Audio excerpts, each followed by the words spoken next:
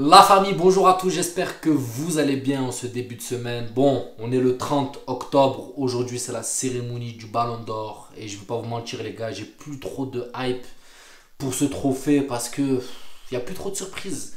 On va pas se mentir, il n'y a plus trop de surprises, on sait déjà en avance qui va gagner et tout. Pour les bienfaits de la cérémonie, pour que tout se passe bien, pour les audiences et tout, un mois en avance pratiquement, ils vont voir les ballons d'or et ils leur annoncent qui sont les vainqueurs. Le problème c'est que maintenant il y a les réseaux sociaux les frères. Bon, je sais pas si ça se passait comme ça avant, mais on était moins au courant. Maintenant les frères, un mois en avance, on sait déjà qui est le gagnant, on connaît le top 3, on connaît... Et ça gâche un peu cet effet de surprise. Et moi, pour moi, c'est pour ça que j'ai perdu cette hype. Je vais pas vous mentir. Voilà, pendant plus de 10 ans, c'est les deux mastodontes, Cristiano Ronaldo et Messi, les ont tenus. De temps en temps, tu as un petit joueur par-ci, un petit joueur par-là qui viennent leur gratter, comme à l'image de Modric ou de Benzema sur la dernière. Après, je dis pas que les gars, ils sont volés les ballons d'or, hein, ils sont totalement mérités. Mais voilà, pendant c'est un peu plus de cette décennie, c'est ces deux joueurs qui ont tout raflé. Et voilà, j'ai perdu un peu cette hype. Donc là, ça sera Messi qui va rafler ce dernier ballon d'or. Peut-être que la hype reviendra après parce qu'il y aura un peu plus de surprises avec tous les talents qui sont en train de monter en puissance. Mais là, à cette heure-ci, je ne vais pas vous mentir, à moins qu'il y ait une grosse dinguerie sur ce ballon d'or ce soir, mais je ne suis pas prêt de faire une vidéo. Donc là, on va parler du Real Madrid, on va parler de ce Classico, on va parler de cette mauvaise nouvelle qui arrive en route. Les frérots, vous êtes tous au courant, je pense, pour les suiveurs du Real Madrid. Tchouaméni qui s'est blessé durant 2 mois. Comment on va faire pour pallier à ça? Et je vais pas vous mentir, hein, pour moi c'est un fait grave, ça va être compliqué. Même si on peut s'adapter, mais c'est très compliqué quand tu sais que le seul match que tu as perdu, c'était quand Tchouaméni n'a pas joué. Et ça les gars, ça en dit long sur l'importance du joueur. Je vais pas vous mentir les gars, Tchouaméni c'est un bijou. Tchouaméni c'est quelqu'un qui est indispensable à cet effectif du Real Madrid. C'est à l'image d'un Casemiro, les frérots, durant quelques années où tu pouvais pas t'en passer parce qu'il était trop important.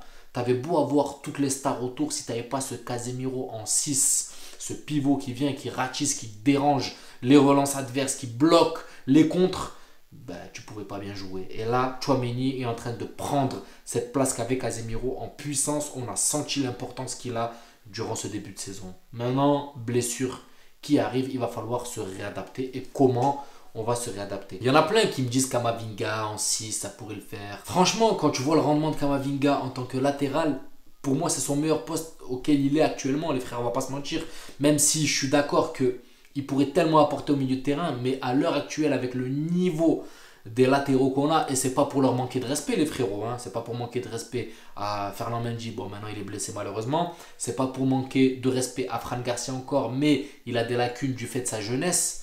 Mais Camavinga les a graillés à ce poste. On va pas se mentir les gars, il les a mis au chômage. Camavinga, il a montré une férocité à ce poste. C'est une dinguerie. C'est une dinguerie, on va pas se mentir. Pour moi les gars, il est pas prenable à ce poste-là. Il est pas prenable. Quand il joue latéral, ça fait toute la diff. C'est le mec qui sait se avancer, qui défend propre, qui sait reculer. Au début, il avait des difficultés, vous vous souvenez, il avait des difficultés balle au pied quand il défendait en tant que latéral, mais il s'est vite perfectionné.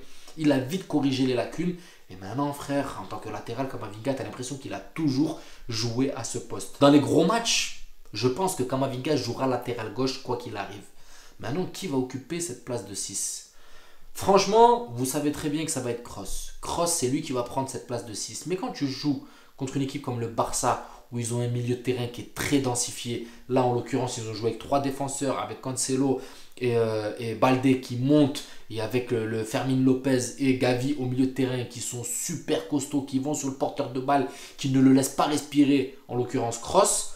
Là, quand tu mets Kroos en 6, qui est un joueur qui aère le jeu, qui met du temps, qui est là, qui tourne la tête, qui lève, qui analyse. Vous voyez, Kroos, comme je l'ai dit les gars dans le débrief du match du Classico, c'est un mec que tu mets dans ce genre de match où tu as des milieux qui sont super agressifs et tout, tu le mets en deuxième mi-temps quand tu mènes au score. Là, tu peux mettre un Kroos qui va temporiser, voilà, qui va poser un peu le jeu, voilà. Mais là, en début de match, et dès le début, tu es pressé haut, tu as 2 milieux de terrain qui sont féroces, qui ont la dalle, qui viennent chercher la balle au pied. Pour moi, Kroos, malheureusement, voilà, c'est pas pour lui manquer de respect, je suis désolé sur la dernière vidéo, c'est les émotions qu'on parlait, je l'ai un peu descendu, on va pas se mentir, il est un peu dépassé physiquement.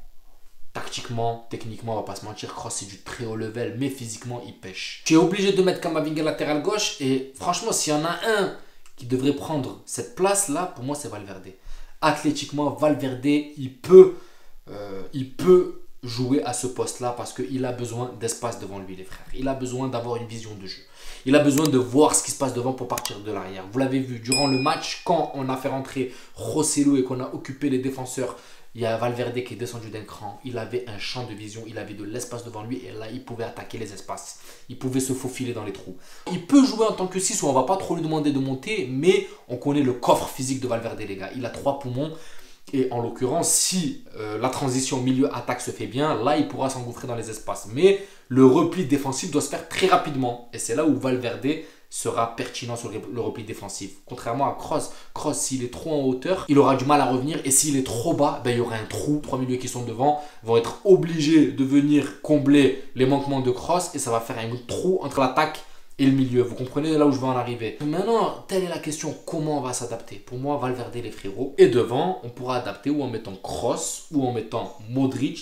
J'ai une préférence pour Modric, je ne vais pas vous mentir.